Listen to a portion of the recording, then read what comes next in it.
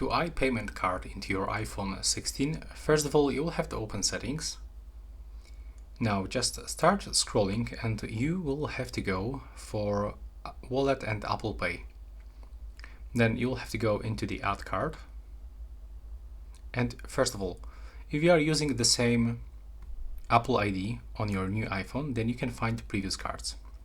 You can also add new cards. You can even apply for Apple Card right here. So you can find some cashback. When you go back from this one, you can find Apple account. We can add debit or credit card, transit card, or driver's license or state ID.